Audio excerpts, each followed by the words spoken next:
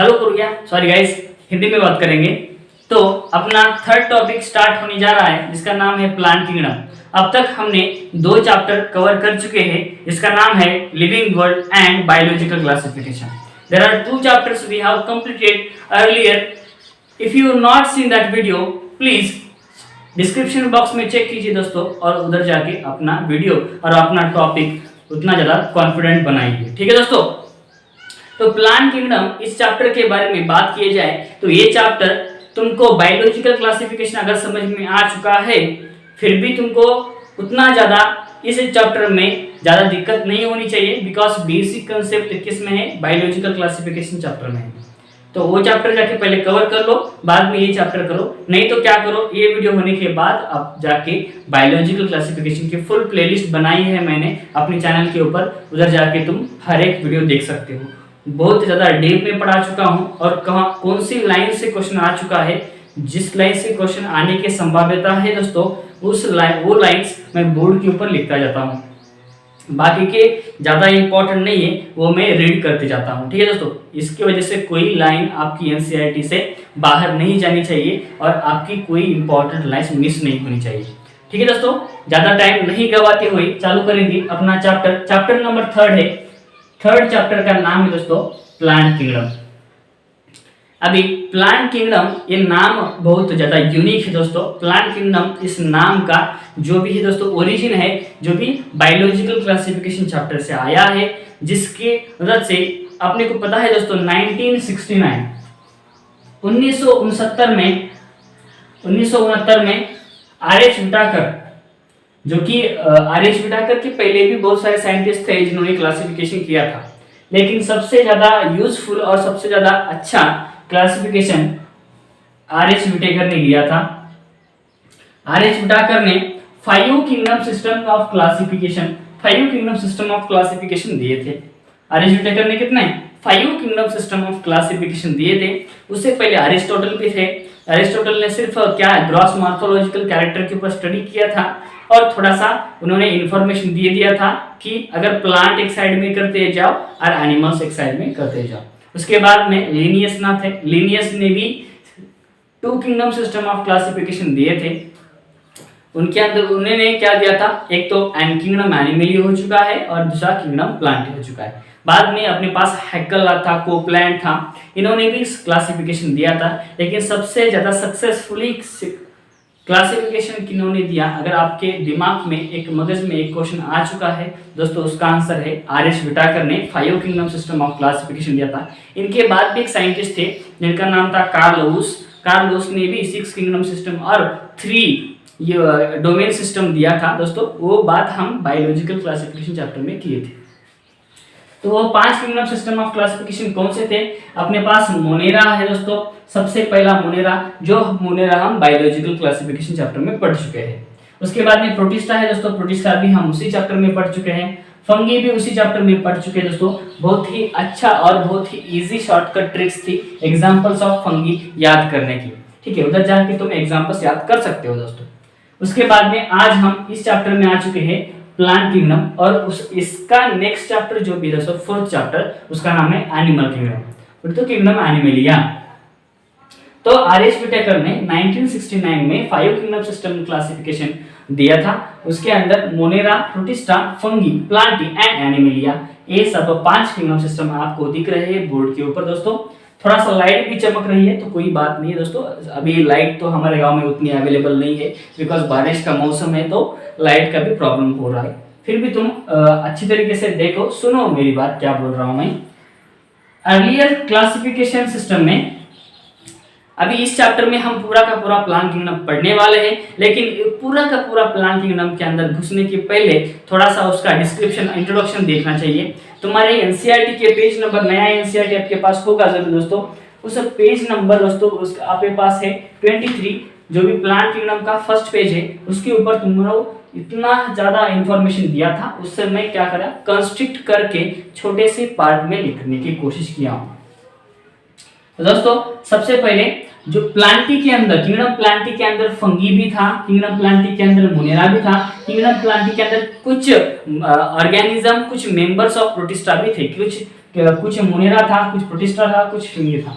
ये तीनों भी दोस्तों जब लिनियस ने क्लासिफिकेशन किया था तब प्लांटी के अंदर फंगी को, मोनेरा को और प्रोटिस्टा को रख दिया। लेकिन बाद में जब आर.एच. व्हिटेकर ने सेल वॉल, ये बहुत बड़ा इंपॉर्टेंट वर्ड है दोस्तों, सेल वॉल की जब खोज हुई, सेल वॉल अगर बाद में जिस ऑर्गेनिज्म सेल वॉल थे, ठीक है, वो सेल वॉल को मद्देनजर रखते हुए दोस्तों इनको हर एक सेपरेट किंगडम में दे दिया था। किंगडम फंगी सेपरेट है, किंगडम मोनेरा सेपरेट है और किंगडम प्रोटिस्टा भी सेपरेट। इधर ले इसलिए होगा एक्सक्लूडेड को निकालना।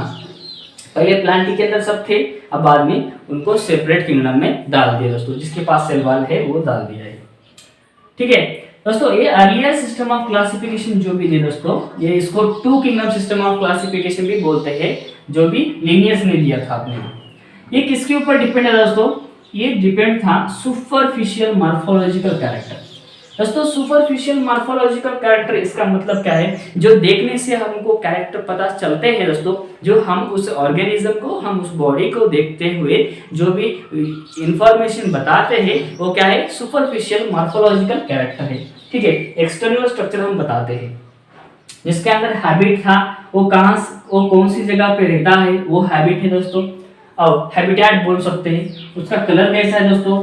Number and shape of leaves, कितने नंबर के लीव्स रह सकते हैं, ठीक है। एंड एंड्रोशियम स्ट्रक्चर, उसका एंथर का स्ट्रक्चर कैसा है वो भी। ये सब पांच जो भी 4-5 बातें हैं वो 5 बातें सुपर मॉर्फोलॉजिकल कैरेक्टर के अंदर आते हैं। ठीक है दोस्तों, ये सुपरफिशियल मॉर्फोलॉजिकल कैरेक्टर, इसका मतलब ये क्लासिफिकेशन किन्होंने दिया था? इसका नाम है दोस्तों आर्टिफिशियल सिस्टम ऑफ क्लासिफिकेशन। क्या नाम है दोस्तों? Artificial system of classification. Artificial system of classification में इधर एक ही नाम दिया है लिनियस, लेकिन इसके बाद में अरिस्टोटल भी इसमें बहुत ज्यादा इंपॉर्टेंट रोल प्ले करते हैं। तो ये जो भी सिस्टम है, सिर्फ तुम देख के किसी ऑर्गेनिज्म को क्लासिफाई नहीं कर सकते। ठीक है, तुम किसी भी ऑर्गेनिज्म को सिर्फ देखते हुए क्लासिफिकेशन नहीं कर सकते। इसके बावजूद ये थ्योरी ये क्या हुई दोस्तों? एक्सेप्ट नहीं हुई है। Not accepted because character easily affected by environment.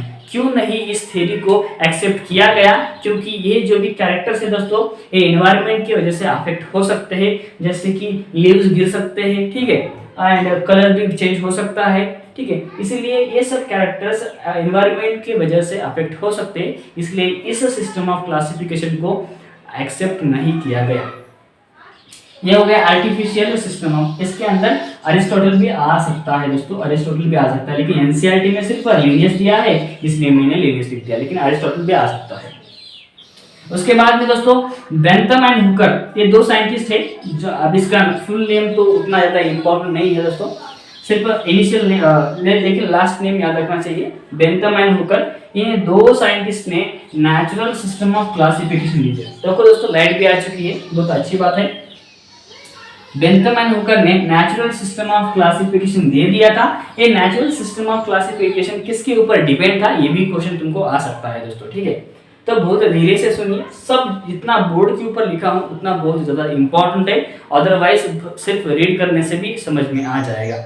ठीक है दोस्तों, Bentham and Hooker natural system of classification दे दिए थे।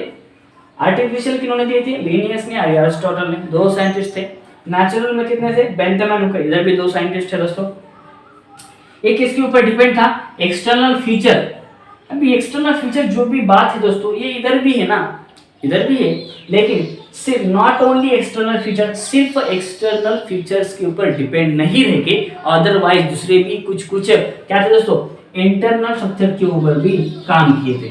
इंटरनल स्ट्रक्चर के ऊपर भी क्या, इंटरनल कैरेक्टर्स बोलो, इंटरनल स्ट्रक्चर बोलो, इसके ऊपर भी काम किया था। उन्होंने बेंथम एंड हुकर ने। अभी इंटरनल स्ट्रक्चर इसका मतलब क्या है? अल्ट्रा स्ट्रक्चर ऑफ क्लोरोप्लास्ट बोलो, ultra structure of nucleus, ultra structure of mitochondria, ऐसे अल्ट्रा स्ट्रक्चर। एनाटॉमी, उसकी एनाटॉमी कैसी रहनी चाहिए उसके ऊपर भी रिसर्च किए। एम्ब्रियोलॉजी के ऊपर भी है। और फाइटोकेमिस्ट्री, इसका मतलब है, फाइटोकेमिस्ट्री का मतलब है दोस्तों जो भी प्लांट के अंदर मिनरल्स रहते हैं उस मिनरल्स का स्टडी जिसमें किया जाता है इसको बोलेंगे फाइटोकेमिस्ट्री। ठीक है, फाइटो हार्मोन्स फाइटोकेमिस्ट्री बोलेंगे उसको। ये सब किसके अंदर आता है? Natural system of classification. किन्होंने दिया था? Bentham and Hooker. सिर्फ एक्सटर्नल फीचर्स नहीं है, उसके बावजूद कुछ इंटरनल स्ट्रक्चर के ऊपर भी स्टडी किए थे। ये हो गया दोस्तों ये आर्टिफिशियल, ये नेचुरल। अभी इसके बाद में है दोस्तों फाइलोजेनेटिक क्लासिफिकेशन। अभी फाइलोजेनेटिक क्लासिफिकेशन इसका मतलब क्या है सर? देखो सबसे ज्यादा अभी के टाइम में सबसे ज्यादा हम जो यूज करते हैं, हम जो एक्सेप्ट करते हैं थ्योरी और क्लासिफिकेशन, वो करते हैं फाइलोजेनेटिक क्लासिफिकेशन। अभी फाइलोजेनेटिक क्लासिफिकेशन का अर्थ क्या है, मीनिंग क्या है दोस्तों? Evolutionary relationship between organism. एक ऑर्गेनिज्म दूसरे ऑर्गेनिज्म के साथ किस तरह से इवॉल्व हो रहा है, किस तरह से रिलेशनशिप बना रहा है दोस्तों, उसके ऊपर डिपेंड है। और ये थ्योरी मोस्ट एक्सेप्टेबल थ्योरी मानी जाती है दोस्तों। और दोस्तों इसके अंदर एक लाइन थी, सेम टैक्सा, अगर दो ऑर्गेनिज्म सेम टैक्सा के अंदर आते हैं तो उस दो ऑर्गेनिज्म का जो भी कॉमन एंसेस्ट्री है वो भी सेम रहना चाहिए, कॉमन एंसेस्टर रहना चाहिए दोस्तों, ठीक है। अगर दो ऑर्गेनिज्म किसी सेम टैक्सॉन के अंदर है, इसका मतलब है दोनों का ही जो भी एंसेस्टर है वो सेम रहना चाहिए, वो कॉमन रहना चाहिए दोस्तों। इस तरह से मैंने पूरा का पूरा फर्स्ट जो भी था पेज मैंने पढ़ा दिया। फिर भी तुम्हारे हिसाब के लिए मैंने और एनसीईआरटी मेरे पास रखी हुई है जो मैं पढ़ के दिखाता हूँ।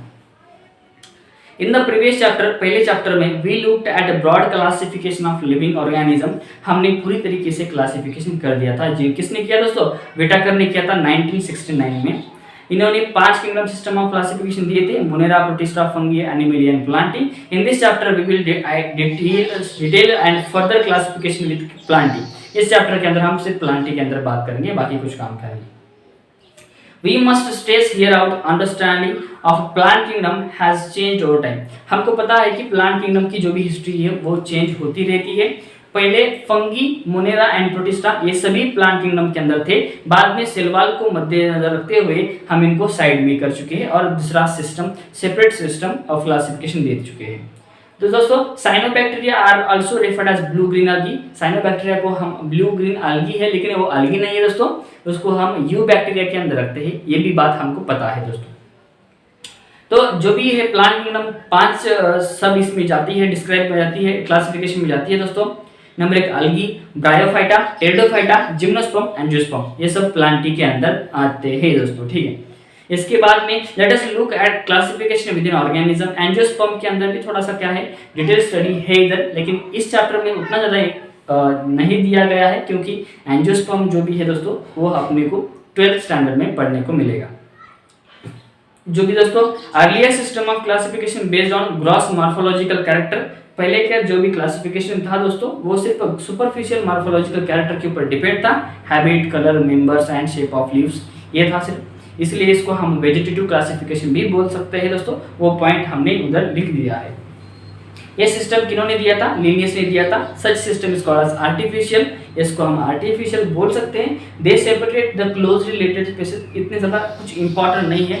उसके बाद में ये थ्योरी ज़्यादा एक्सेप्ट नहीं हुई है, बिकॉज इधर लिख दिया है reason, easily characters easily affected by environment. उसके बाद में नेचुरल सिस्टम था जो भी बेंथमैन हुकर ने दिया था दोस्तों, ठीक है। इसके अंदर क्या था दोस्तों? Not only external feature but also internal structure के ऊपर भी काम किया गया है। Ultra structure, anatomy, embryology, phytochemistry. Such classification for flowering plants was given by George Bentham and Joseph Dalton Hooker. मैंने इधर नाम लिख दिया है दोस्तों। अभी के टाइम में at present phylogenetic classification system हम एक्सेप्ट कर चुके हैं दोस्तों, बिकॉज इसके अंदर इवोल्यूशनरी रिलेशनशिप बिटवीन ऑर्गेनिज्म के अंदर स्टडी की जाती है। This assume that organism belong to the same taxa. अगर कोई ऑर्गेनिज्म सेम टैक्सा के अंदर है तो उसका कॉमन एंसेस्ट्री होना चाहिए। We now use information from many other source to help resource difficulties in classification. उसके बाद में बहुत सारे इंफॉर्मेशन है जो भी क्लासिफिकेशन करने में थोड़ा दिक्कत करती है दोस्तों। This becomes more important when there is no supporting fossil evidence. लेकिन कुछ फॉसिल एविडेंस अपने पास मौजूद नहीं है, इसलिए ये सिस्टम भी उतना अच्छी तरह से पूरी मानी नहीं जा सकती है दोस्तों। इधर तक हमने पढ़ाया है। उसके बाद में न्यूमेरिकल टैक्सोनॉमी, साइटोटैक्सोनॉमी हम पढ़ाते हैं, तब तो तुम स्क्रीनशॉट ले सकते हो। तो उसके बाद में हम आ रहे हैं न्यूमेरिकल टैक्सोनॉमी। अब तक हमने नेचुरल सिस्टम ऑफ क्लासिफिकेशन पढ़ लिया है एंड आर्टिफिशियल भी पढ़ लिया है। उसके साथ ही साथ दोस्तों हमने थोड़ा सा इंफॉर्मेशन भी ले चुके हैं फाइलोजेनेटिक रिलेशनशिप के बारे में। उसके बाद में और 3 क्लासिफिकेशन है दोस्तों। न्यूमेरिकल टैक्सोनॉमी, साइटोटैक्सोनॉमी यानी कीमोटैक्सोनॉमी। ये क्वेश्चंस जो भी है दोस्तों, ये तुमको मैच द फॉलोइंग में आ सकते हैं और करेक्ट इनकरेक्ट में भी आ सकते हैं और सिंगल लाइन सिंगल वर्ड भी आ सकते हैं क्वेश्चन, इसलिए याद से तुमको याद करना पड़ेगा। ठीक है दोस्तों, सबसे पहले है दोस्तों न्यूमेरिकल टैक्सोनॉमी। न्यूमेरिकल इसका अर्थ क्या है दोस्तों? न्यूमेरिकल बोलते नंबर्स, नंबर्स बोले तो कोड्स। ठीक है दोस्तों, तो न्यूमेरिकल टैक्सोनॉमी क्या है? ये सब जो भी टैक्सोनॉमी है दोस्तों, easily carried out using computers. ये सब सिस्टम है जो भी कंप्यूटर से हम एक्सेस कर सकते हैं, कंप्यूटर से हम एक्सेस कर सकते हैं। और कंप्यूटर को जो भी दोस्तों अपनी लैंग्वेज समझ में नहीं आती है, तो कंप्यूटर्स को बाइनरी कोडिंग से उसको मालूम रहती है, जैसे कि 0 and 1। ये क्या है? बाइनरी कोडिंग है, जो कंप्यूटर का लैंग्वेज है, जो उसको समझ में आ सकती है। हमको तो समझ में नहीं आती उसकी लैंग्वेज, और हमारी लैंग्वेज उसको समझ में नहीं आती। तो इसके अंदर दोस्तों नंबर्स एंड कोड्स, जो भी न्यूमेरिकल टैक्सोनॉमी है उसके अंदर नंबर्स एंड कोड्स, जो भी नंबर्स एंड कोड्स है दोस्तों, are assigned to all assemble characters. अगर हम किसी कैरेक्टर्स का स्टडी करना चाहते हैं दोस्तों, तो उस कैरेक्टर्स को हम कुछ नंबर्स देंगे, हम उसको कुछ कोड देंगे। जो भी नंबर्स एंड कोड्स हम कलेक्ट कर चुके हैं उस स्टडी के अंदर, कैरेक्टर्स के स्टडी के अंदर, वो सब डाटा हम क्या करेंगे? And then proceed. सब जो भी नंबर्स एंड कोड्स उस कैरेक्टर्स का स्टडी करते हुए हमको मिला है, वो सब एकत्रित करेंगे, हम उसको क्या करेंगे? कलेक्ट करेंगे और हम उसको डाटा प्रोसीड करेंगे। बाद में उसको क्या करेंगे? प्रोसेस करेंगे। प्रोसेस करने के बाद दोस्तों इस टाइम में ये बहुत इंपॉर्टेंट लाइन है जो बहुत बार क्वेश्चन आ चुका है।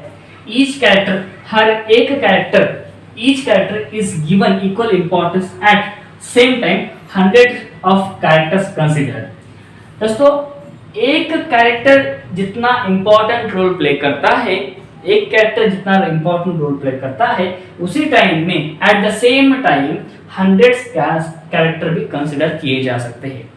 तुम जितना एक कैरेक्टर के ऊपर फोकस कर रहे हो, उसी टाइम में, उतने ही टाइम में तुम बहुत सारे क्या बोल रहे हो? वो hundreds of characters consider, hundreds character भी एक ही टाइम में कंसीडर कर सकते हो, जितना तुम एक कैरेक्टर को इम्पोर्टेंस देते। इसका मतलब है दोस्तों, अगर हम एक कैरेक्टर्स के ऊपर स्टडी करना चाहते हैं, जितना टाइम लगेगा दोस्तों उस कैरेक्टर्स को डिकोड करने में और उसका डाटा बनाने में, उतने ही टाइम में हम हंड्रेड्स ऑफ कैरेक्टर्स भी डाटा कंसिडर कर सकते हैं, जितना ही हम इंफॉर्मेशन स्टोर कर सकते हैं। ये था बात, सभी बात थी दोस्तों न्यूमेरिकल टैक्सोनॉमी के अंदर। इसके अंदर ये लाइंस बहुत इंपॉर्टेंट है दोस्तों, इतने याद रखो। साइटो टैक्सोनॉमी, साइटो का मतलब क्या है दोस्तों? साइटो का मतलब है सेल, सेल के बारे में बताना चाहिए। ठीक है, साइटो का मतलब क्या है दोस्तों? सेल। और सेल का स्टडी जो भी करेगा, सेल का स्टडी जो भी करेगा दोस्तों, सेल की स्टडी को हम बोलेंगे साइटोलॉजी। क्या बोलेंगे दोस्तों? साइटोलॉजी बोलेंगे। साइटोलॉजी का मतलब क्या है दोस्तों? Study of cell, that is called cytology. अब साइटोटैक्सोनॉमी के अंदर दोस्तों साइटोलॉजिकल इंफॉर्मेशन आना चाहिए। तो सेल के अंदर जितना भी इंफॉर्मेशन है वो किस में आएगा? साइटोटैक्सोनॉमी के अंदर आएगा। इसके अंदर हम क्रोमोसोम कितने हैं, 46 है, 23 है, कितने क्रोमोसोम है, वो भी क्या है? साइटोलॉजिकल इंफॉर्मेशन है दोस्तों। उस क्रोमोसोम का स्ट्रक्चर कैसा है, ठीक है, और उसका बिहेवियर कैसा है दोस्तों। बिहेवियर का मतलब है उसको ऐसा डांस वगैरह नहीं कर सकता, डांस तो नहीं कर सकता ना क्रोमोसोम, तो बिहेवियर इसका मतलब है दोस्तों एक्स क्रोमोसोम है, वाई क्रोमोसोम है, जेड है, डब्ल्यू है, क्या है उसका बिहेवियर, तो कौन से क्रोमोसोम से क्या होता है, वो सब बातें हैं। साइटोटैक्सोनॉमी के अंदर सिर्फ सेल के बारे में अगर तुमको दिखा जाए तो तुम बोलना साइटोटैक्सोनॉमी के अंदर आ सकता है। उसके बाद में लास्ट में दिया गया है दोस्तों कीमोटैक्सोनॉमी।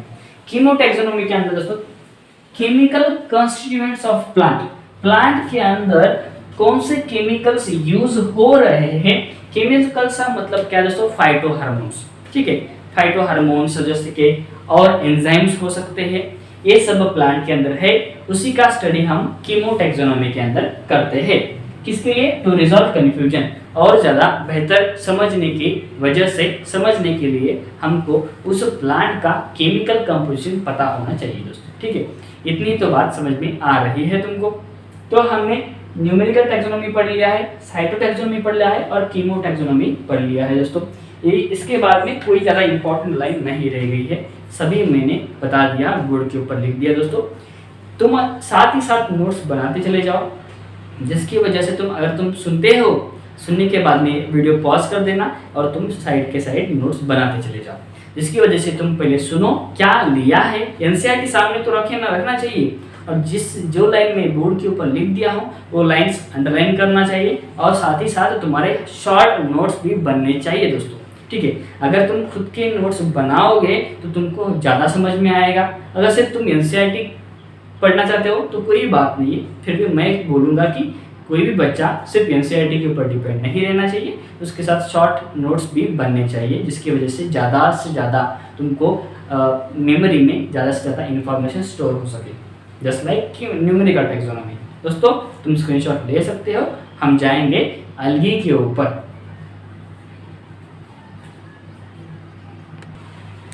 दोस्तों अभी हम आ चुके हैं अलगी के ऊपर। दोस्तों अलगी एक ऐसा टॉपिक है, बहुत ज़्यादा नीट के लिए बहुत इम्पोर्टेंट रोल प्ले करता है, और सबसे ज़्यादा अलगी के अंदर सवाल जो भी नीट के अंदर आते हैं दोस्तों वो एग्जाम्पल बेस्ड आते हैं, नहीं तो करेक्ट इनकरेक्ट के ऊपर आते हैं दोस्तों। तो हम इसी सभी चीज़ों को मद्देनजर रखते हुए दोस्तों इस चैप्टर को एक अलग तरीके से पढ़ाने की कोशिश किया। ठीक है दोस्तों, तो ध्यान से सुनिए और जितना मैं बोल रहा हूँ उतना अच्छी तरीके से मेमोराइज करने की कोशिश कीजिए दोस्तों, जिसकी वजह से लॉन्ग टर्म मेमोरी अपनी आ सके। तो सबसे पहली बात, अलगी क्या है दोस्तों? अलगी एक प्लांट किंगडम का फर्स्ट क्या बोलते हैं दोस्तों टाइप है, जिसके बारे में हम बात कर रहे हैं, अलगी। तो अलगी कैसे हो सकता है, अभी हम ऑफकोर्सली हम बात करने जा रहे हैं प्लांट किंगडम के बारे में। तो अलगी भी ग्रीन रहना चाहिए, और ग्रीन पार्ट किस तरह से रहता है? तो ग्रीन पार्ट दोस्तों, जिस क्लोरोफिल अगर पिगमेंट प्रेजेंट है तो उस पर्टिकुलर पार्ट को ग्रीन कलर आता है। तो क्लोरोफिल के अंदर क्या है? तो मैग्नीशियम एलिमेंट है, याद रखो दोस्तों, हम बाद में भी इसके बारे में बात करेंगे।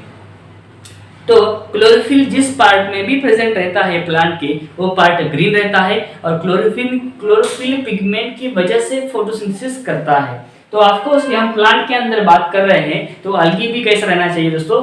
क्लोरोफिल बियरिंग रहना चाहिए। इसके पास क्या है दोस्तों? क्लोरोफिल है, इसका मतलब ये फोटोसिंथेसिस कर सकता है दोस्तों। ये क्लोरोफिल अलगी जो भी दोस्तों बहुत सिंपल बॉडी है, उतना ज़्यादा प्लांट के जैसा बहुत कॉम्प्लेक्स बॉडी नहीं है। अलगी की बॉडी बहुत ज़्यादा सिंपल है दोस्तों, ठीक है। उतना अभी ना उसको मतलब क्या है, प्लांट के अंदर अभी जाइलेम फ्लोएम ऐसे बहुत ज़्यादा डिफिकल्टीज है समझने के लिए, लेकिन अलगी के अंदर उतना ज़्यादा डिफिकल्टीज नहीं है, बहुत सिंपल वाली बॉडी है इसकी, सिंपल है। उसकी बॉडी कैसा थैलॉइड है। थैलॉइड इसका मतलब क्या है दोस्तों? जो भी है दोस्तों थैलस बनना चाहिए, ठीक है। अभी इधर देखो तुम दोस्तों, फ्रैगमेंटेशन है, फ्रैगमेंटेशन का बहुत छोटा छोटा जो भी टुकड़ा पड़ता है, पीस पड़ता है, तो पीस से क्या बनता है? थैलस बनता है, जो इसलिए इसको हम थैलॉइड बोलते हैं। ये क्यों हम इतने ज्यादा इसको फोकस कर रहे हैं? बिकॉज इसके अंदर एक अगर वर्ड मिस हो गया तो तुम्हारा क्वेश्चंस रॉन्ग हो सकता है दोस्तों, इसलिए हर एक वर्ड याद रहना चाहिए। फर्स्ट बात तो क्लोरोफिल है इसके पास, दूसरी बात तो सिंपल बॉडी है, नंबर 3 थैलॉइड है, और अपना खाना खुद बना सकता है। इसका मतलब क्या है? Autotrophic mode of nutrition show करता है, autotrophic mode of nutrition show करता है दोस्तों।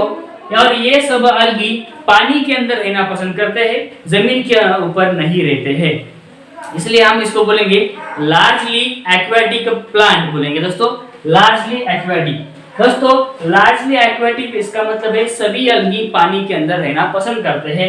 तो अभी एक्वाटिक का मतलब है दोस्तों एक्वा, और एक्वा का मतलब है एक तो फ्रेश वाटर हो जाना चाहिए, उसके बाद में मरीन वाटर बोले तो समंदर का पानी और अपना सादा पानी दोनों को मिला के हम उसको एक्वाटिक बोलेंगे। फ्रेश वाटर बोले तो हम जो यूज करते हैं पानी वो पानी, और जो भी समुद्र वाला पानी है उसको हम मरीन वाटर बोलेंगे। ये सब इतने सब कैरेक्टरिस्टिक्स है किसके पास? अलगी के पास। नंबर 1 क्लोरोफिल है इसके पास, सिंपल बॉडी है, थैलॉइड बॉडी है दोस्तों, ऑटोट्रोपिक मोड ऑफ न्यूट्रिशन है, नंबर 5 है अपने पास वो सब पानी में रहना पसंद करते हैं। इतना तो बात समझ में आ जानी चाहिए।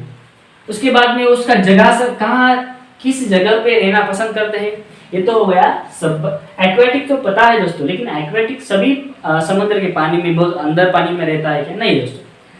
हैबिटेट्स कहाँ कहाँ है दोस्तों? मॉइस्ट स्टोन के अंदर है, मॉइस्ट स्टोन इसका मतलब गीला पत्थर। पत्थर के ऊपर, अगर एक पत्थर के ऊपर हम बहुत दिनों तक पानी की बारिश करते हैं, जो भी एरिया बहुत पानी से, पत्थर का एरिया जो भी पानी से भरा हुआ रहता है, वहाँ अलगी आने की संभावना बहुत ज्यादा रहती है, इसलिए हम इधर बोलेंगे मॉइस्ट स्टोन। उसके बाद में दोस्तों सॉइल्स। अभी ये सॉइल्स जो भी है दोस्तों, बहुत अभी सॉइल्स कैसी है दोस्तों, सॉइल्स के अंदर पानी रहना चाहिए, जिसके अभी इस तुम रेत नहीं बोल सकते क्योंकि रेत के अंदर पानी नहीं होता, इसलिए वो रेत के अंदर अलगी नहीं आ सकती। सॉइल का मतलब क्या है दोस्तों, थोड़ा सा मिट्टी मिट्टी वाला सामान, ऐसा। उसके बाद में वुड, जो भी वुड है जिसके अंदर पानी बहुत ज़्यादा बहता है, उसके ऊपर, उसके नीचे, उसके ऊपर भी आ सकते हैं दोस्तों। और ये तो हो गया 3 basic type, moist stone, soils, would, इसके ऊपर अलगी आ सकते हैं। और अलगी फंगी के साथ भी रहना पसंद करते हैं। अगर कोई अलगी फंगी के साथ क्या बोलते हैं दोस्तों, सिम्बायोटिक रिलेशनशिप करता है। सिम्बायोटिक रिलेशनशिप का मतलब क्या है, तुम हमारा काम करो, हम तुम्हारा काम करेंगे, एक दूसरे का काम बांटना चाहिए और दोनों भी खुश रहना चाहिए। अलगी एंड फंगी दोनों भी काम करते हैं तो उसको बोलेंगे हम दोस्तों लाइकेंस बोलेंगे। इसका डिटेल हम बायोलॉजिकल क्लासिफिकेशन के सबसे लास्ट वीडियो में हम इसके बारे में बहुत कुछ बता चुके हैं। तो अलगी एनिमल्स के अगर ऊपर है, अलगी एनिमल्स के ऊपर है तो कौन सा ऑर्गेनिज्म है, स्लॉथ बियर। जो उस स्लॉथ बियर, इसका मतलब है वो बियर जो भी है दोस्तों, उसका बॉडी वेट बॉडी रहता है, इसलिए उसके बॉडी के ऊपर अलगी आ सकता है, ठीक है, वो भी है। ये हो गया कहाँ कहाँ रहते हैं, मॉइस्ट स्टोन, सॉइल, वुड के ऊपर रहता है, अलगी फंगी के साथ भी रहता है जिसको हम लाइकेंस बोलते हैं, और अलगी एनिमल्स के ऊपर रहता है जिसको हम स्लॉथ बियर एग्जांपल है हमारा पास। उसके बाद में हम जाएंगे साइज के ऊपर। साइज कैसा है, हाईली वेरिएबल। हाईली वेरिएबल बहुत ही अलग अलग टाइप का साइज है, एक जैसा साइज नहीं हो सकता, बहुत ही वेरिएबल है, बहुत ही भिन्न भिन्न है दोस्तों। इसके अंदर दोस्तों ये जो भी हम इधर लिख रहे हैं दोस्तों, ये बहुत इंपॉर्टेंट है, ये तुमको एनसीईआरटी के बाजू में लिख लो दोस्तों। ये क्या है दोस्तों, बॉक्स निकाल के लिख लो, साइड में लिख लो, एनसीईआरटी के जो भी पेज रहता है ना, वो थोड़ा सा साइड पेज उधर लिख लो। वॉलबॉक्स क्या है दोस्तों, कॉलोनियल अलगा है। वॉलबॉक्स ऑर्गेनिज्म क्या करते हैं, कॉलोनी बना के रहने की कोशिश करते हैं। तुमको वॉलबॉक्स का डायग्राम भी तुम्हारे एनसीईआरटी में दिया गया है दोस्तों। ये देखो तुम्हारे दोस्तों, क्या है, वॉलबॉक्स है, क्या है, वॉलबॉक्स है। ये पूरे कॉलोनी में वॉलबॉक्स रहने की कोशिश करते हैं, इसलिए उसको हम बोलेंगे कॉलोनियल अलगा। तुम इधर लिख सकते हो कॉलोनियल अलगा इज इक्वल टू ये, तो इधर जगह है दोस्तों, इधर जगह है, ये बॉक्स पूरा इधर उधर दो, बहुत इंपॉर्टेंट है। उसके बाद में दोस्तों यूलोथ्रिक्स एंड स्पाइरोगायरा, ये क्या है, फिलामेंटस। फिलामेंट बोले तो दोस्तों ये देखो ऐसी है दोस्तों, कैसी है, लंबी वाली, फिलामेंट जैसी बननी चाहिए, चपटी बननी चाहिए, चपटी बननी चाहिए, ठीक है। इसका एग्जांपल है यूलोथ्रिक्स एंड स्पाइरोगायरा, बहुत ही ज्यादा इंपॉर्टेंट दोस्तों, एग्जाम्पल्स पूछे जाते हैं, ठीक है, नीट में बहुत बार पूछे जाते हैं। तो यूलोथ्रिक्स एंड स्पाइरोगायरा कैसे है, फिलामेंटस अलगी है दोस्तों। और उसके बाद में केल्प्स नाम दिया है, केल्प्स भी बहुत ही अलगी का बहुत ही इवॉल्व ऑर्गेनिज्म है, जो मरीन में रहता है, समुद्र के पानी में रहता है केल्प्स, और वो मैसिव प्लांट बॉडीज बनाता है। क्या बनाता है, मैसिव प्लांट बॉडीज। अभी बिना देखते हुए भी तुम बता सकते हो कॉलोनियल अलगा कौन सा है, वॉलबॉक्स है। फिलामेंटस दो है दोस्तों, एक तो है स्पाइरोगायरा, दूसरा है यूलोथ्रिक्स, और तीसरा है दोस्तों केल्प्स। केल्प्स कहाँ रहते हैं, मरीन में रहते हैं, और जो भी मैसिव प्लांट बॉडीज बनाते हैं, ठीक है दोस्तों। तो इसको याद कैसे करें दोस्तों, इसको याद करो, COV। C मतलब क्या है दोस्तों, CO मतलब colonial, B for Volvox, colonial, B for Volvox. और बाद में ये भी है दोस्तों US, अभी इसको बोलेंगे फुस, बोलेंगे फुस, फुस बोलेंगे, नहीं तो ऐसे ही बोलेंगे। F मतलब दोस्तों फिलामेंटस है। मैं बहुत ज़्यादा न्यूमेरिक, बहुत ज़्यादा डिफिकल्ट नहीं बनाता हूँ, उसी साथ में बनाता हूँ जिस तरह से याद रख सके। U का मतलब है यूलोथ्रिक्स, यूलोथ्रिक्स, और S का मतलब है स्पाइरोगायरा, स्पाइरोगायरा। ये याद रखो दोस्तों, बहुत इंपॉर्टेंट है। और केल्प्स जो भी याद रहता है, बहुत इंपॉर्टेंट है, उतना ही नहीं। केल्प्स जो भी है मैसिव प्लांट बॉडीज बनाता है, जो अलगी के अंदर आता है। ये तो हो गया दोस्तों साइज के बारे में, हैबिटेट के बारे में, और उसके कॉमन इंट्रोडक्शन के बारे में। अभी जाएंगे रिप्रोडक्शन के बारे में, ठीक है दोस्तों। अभी रिप्रोडक्शन के अंदर दोस्तों अलगी किस तरह से, कितने टाइप से रिप्रोडक्शन कर सकता है, 3 टाइप से। एक तो वेजिटेटिव भी कर सकता है, असेक्सुअल भी कर सकता है और सेक्सुअल भी कर सकता है दोस्तों। सबसे पहली बात तो वेजिटेटिव रिप्रोडक्शन जो भी है दोस्तों फ्रैगमेंटेशन है। अभी फ्रैगमेंटेशन का जो भी मीनिंग है तुम्हारे टेक्स्ट बुक में दिया गया है। फ्रैगमेंटेशन का मतलब है दोस्तों ईच और अगर एक ऑर्गेनिज्म है अपने पास, इसका एग्जांपल स्पाइरो वगैरह भी हो सकता है। एग्जांपल क्या है? स्पाइरो वगैरह है दोस्तों। फ्रैगमेंटेशन इसका मतलब क्या है? अगर फेवरेबल कंडीशन है तो उस बॉडी का दो पार्ट्स में डिवाइड करेगा, each fragment giving to living और न्यू ऑर्गेनिज्म। एक बॉडी है जिसके बाद में कुछ टाइम के बाद में दो फ्रैगमेंट के ऊपर दो उसके टुकड़े हो सकते हैं, उस टुकड़े को हम फ्रैगमेंट बोलेंगे। वो टुकड़ा एक नया ऑर्गेनिज्म बनाता है जिसको हम फ्रैगमेंटेशन टेक्निक बोलते हैं। अभी जो भी फ्रैगमेंट है वो फ्रैगमेंट नया ऑर्गेनिज्म बनाता है, इसका मतलब है दोस्तों थैलस बनाता है, और थैलस का मतलब ही दोस्तों थैलॉइड अपना बॉडी है। तो पहली बात तो समझ में आ जानी चाहिए। वेजिटेटिव प्रोपेगेशन मतलब फ्रैगमेंटेशन का अंदर एक फ्रैगमेंट एक थैलस बना सकता है। उसके बाद में नंबर 2 है असेक्सुअल रिप्रोडक्शन। असेक्सुअल में दोस्तों स्पोर बनाते हैं, स्पोर प्रोडक्शन ऑफ स्पोर्स। कौन से स्पोर्स दोस्तों? जू स्पोर्स बनाते हैं। क्या बनाते हैं दोस्तों? जू स्पोर्स। और जू स्पोर्स जो भी है दोस्तों, जू स्पोर्स फ्लैजिलेटेड हो सकते हैं, उसका मतलब फ्लैजेला हो सकता है उसके ऊपर, जो मोटाइल है। जिसके पास भी फ्लैजेला है दोस्तों वो कैसा है? मोटाइल ऑर्गेनिज्म है। ये जू स्पोर्स किसके अंदर आते हैं? असेक्सुअल के अंदर। याद रखो दोस्तों, जू स्पोर असेक्सुअल में आते हैं।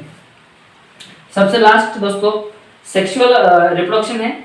सेक्सुअल रिप्रोडक्शन के अंदर सेक्सुअल के अंदर आइसोगैमस है, एनाइसोगैमस है और oogamous है। 3 टाइप है। आइसोगैमस के अंदर 2 टाइप है दोस्तों, एक तो है फ्लैजिलेटेड, दूसरा है नॉन फ्लैजिलेटेड। फ्लैजिला जिसके पास है उसको फ्लैजिलेटेड बोलेंगे, जिसके पास फ्लैजिला नहीं है उसको हम नॉन फ्लैजिलेटेड बोलेंगे। तो फ्लैजिलेटेड है लेकिन साइज दोनों का भी कैसा है दोस्तों? सेम है। फ्लैजिला है अगर नहीं भी है दोनों को भी साइज समान है। फ्लैजिलेटेड आइसोगैमस क्या है दोस्तों? फ्लैजिलेटेड आइसोगैमस का एग्जांपल बताओ हमको, तो तुम बोलेंगे दोस्तों यूलोथ्रिक्स है। कौन सा है? यूलोथ्रिक्स है। यूलोथ्रिक्स कैसे एग्जांपल है? फ्लैजिलेटेड आइसोगैमस का एग्जांपल यूलोथ्रिक्स है। और अभी फ्लैजिला है तो मोटाइल है दोस्तों, घूम सकता है, यहाँ वहाँ जा सकता है। अगर नॉन फ्लैजिलेटेड है आइसोगैमस, आइसो का मतलब दोस्तों same gamete, 2 similar gametes are produced, उसको बोलेंगे हम आइसोगैमस। एक के पास फ्लैजिला है जो यूलोथ्रिक्स है, जिसके पास फ्लैजिला नहीं है वो नॉन मोटाइल जो हिल नहीं सकता, अपनी बॉडी मूव नहीं कर सकता, उसका एग्जांपल है दोस्तों स्पाइरोगाइरा है। ये बहुत इंपॉर्टेंट है दोस्तों, ये भी बात एनसीईआरटी के साइड में लिख लो। उसके बाद में दोस्तों एनाइसोगैमस का मतलब क्या है दोस्तों? दो भी जो गैमेट है मेल एंड फीमेल, दोनों का साइज दोस्तों अलग अलग हो सकता है, दोनों का साइज अलग अलग, different in size of gamete, that is called as anisogamous दोस्तों। उसका एग्जांपल है यूडोरिना। ये एग्जांपल बहुत बार पूछा जा चुका है, एग्जांपल्स याद रहना चाहिए दोस्तों। सबसे लास्ट में oogamous के अंदर जो फीमेल है दोस्तों, फीमेल है वो क्या कहते हैं? स्टैटिक रहती है, जो हिलती नहीं है। फीमेल जो है दोस्तों वो स्टैटिक रहती है, जो हिलती नहीं है। और जो भी मेल है वो मोटाइल रहता है। इसका मतलब है मेल ही फीमेल गैमेट के पास जाके मिल सकता है। उसका एग्जांपल है वॉलबॉक्स एंड फूकस। इसके अंदर दोस्तों तुमको कंफ्यूजन हो जाएगा। वॉलबॉक्स oogamous का एग्जांपल है, वॉलबॉक्स कॉलोनियल अलगा है, उसका साइज कॉलोनी है और वो oogamous से रिप्रोडक्शन कर सकता है दोस्तों। और देखो इधर फिलामेंटस है, इधर भी फिलामेंटस है, दो भी फ्लैजिलेटेड है ना दोस्तों, यूलोथ्रिक्स एंड स्पाइरोगाइरा। इधर भी क्या है? Ulothrix and spirogyra. यूडोरिना एक याद रखो, तो बहुत इंपॉर्टेंट है। ठीक है दोस्तों, इतना तुमको याद हो जाना चाहिए। तो मैं स्क्रीनशॉट ले सकते हैं दोस्तों। उसके बाद में हम जाएंगे इकोनॉमिक इंपॉर्टेंस ऑफ ऑल्गी। ठीक है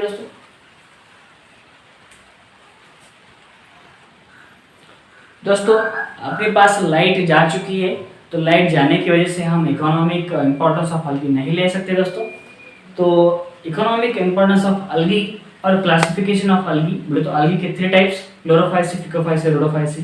ये तीनों ही जो भी है दोस्तों क्लासिफिकेशन, ये हम लेंगे नेक्स्ट लेक्चर में, लेक्चर नंबर 2 में दोस्तों। लेक्चर नंबर 2 में तुमको पूरा का पूरा अलगी का कंप्लीट वीडियो मिल जाएगा। लेक्चर नंबर 3 के अंदर हम ब्रायोफाइटा की तरफ जाएंगे दोस्तों। लेक्चर नंबर 4 के अंदर टेरिडोफाइटा, लेक्चर नंबर 5 के अंदर जिम्नोस्पर्म और लेक्चर नंबर 6 के अंदर थोड़ा सा एंजियोस्पर्म एंड थोड़ी सी इंफॉर्मेशन रहती है थोड़ा सा पीवाईक्यू की तरफ भी। तो इधर ही हम आज का लेक्चर समाप्त करते हैं दोस्तों। तो तुमको अच्छा लग रहा होगा कि कितना समझ में आ रहा है, कमेंट बॉक्स में ज़रूर लिखना दोस्तों। कौन सा टॉपिक तुम्हारा बहुत ज़्यादा वीक है, उस टॉपिक की ओर हम ज़रूर वीडियो बनाएंगे दोस्तों। तो दोस्तों के साथ शेयर कीजिए, लाइक कीजिए और सब्सक्राइब कर दीजिए अगर तुम नए हो तो। थैंक यू सो मच, मिलते हैं अगले वीडियो में।